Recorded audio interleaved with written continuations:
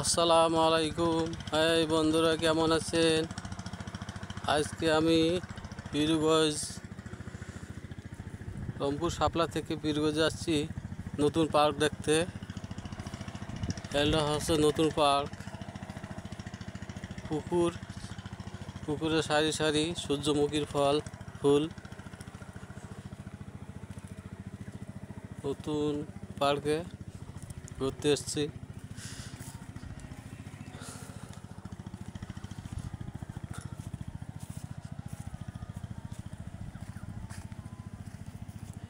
এটা কাঠের ব্রিজ।